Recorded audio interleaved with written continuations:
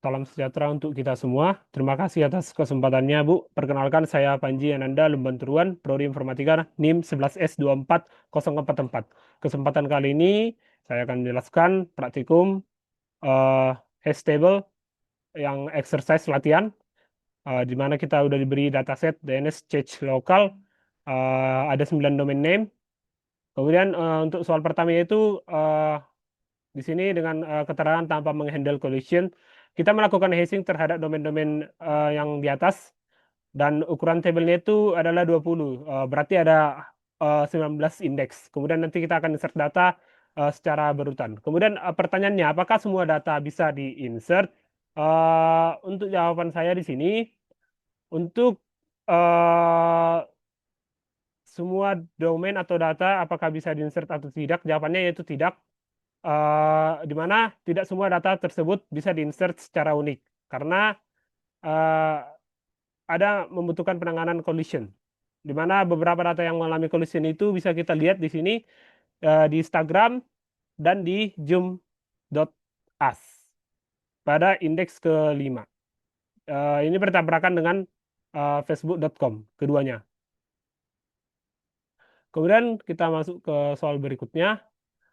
eh Soal 2A, handle collision open hashing. Kita disuruh atau diminta melakukan mekanisme penanganan collision dengan cara open hashing. Pertama, insert traveloka.com. Untuk melakukan perhitungan ini, terlebih dahulu kita hitung satu persatu. Insert traveloka.com dari kita jumlahkan nilai ASCII semua huruf dari domain name-nya. T itu 116. Ini tadi berdasarkan dataset yang telah kita peroleh. Yang dari sini, T itu 116. Mana ya? T, T, T, T, T, T, A, B, C, D, F, G, H, I, J, K, L, M, N, O, P, Q, R, S, T, U, T, T, T, T. Ini dia, ini. T 116. Nah, kita jumlahkan R 119, A, A97 hingga nanti dia dapatlah 1288. Kemudian kita eh, modulo dengan 20 karena tadi telah ditentukan maksimalnya yaitu 20 table sehingga dapatlah 8. Kemudian untuk pertanyaan selanjutnya, apakah dia collision? Jawabannya tidak, tidak mengalami collision. Kemudian untuk kondisi stabilnya dapat dilihat sebagai berikut. Jadi di sini Traveloka berada pada indeks ke-8. Kemudian lanjut ke find Traveloka. Pertama kita jumlahkan modulo dengan 20 sama dengan 8. Kemudian kita buka link list di indeks yang ke-8 sehingga kita menemukan Traveloka. Oke, kemudian case yang berikutnya delete github.com.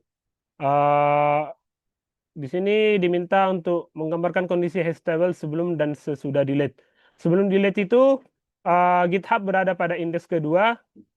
Kemudian setelah delete, GitHub dihapus dari indeks kedua. Lanjut untuk soal 2B, handle collision dengan close hashing.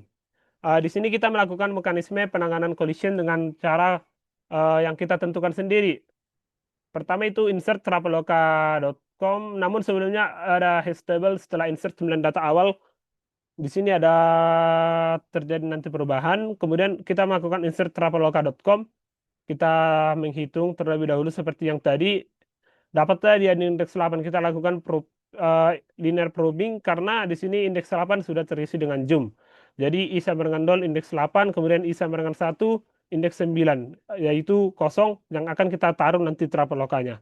Kemudian kondisi hash table setelah dilakukan insert traveloka.com itu eh, indeks ke-8 zoom, kemudian indeks ke-9 traveloka.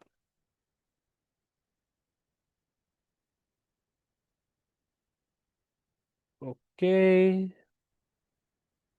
selanjutnya sebentar.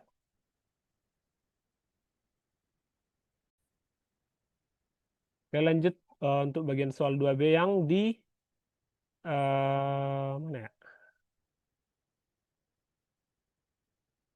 Yang di trouble. Oh, ini dia. Bagian Traveloka, find traveloka.com. Di sini kita langsung hitung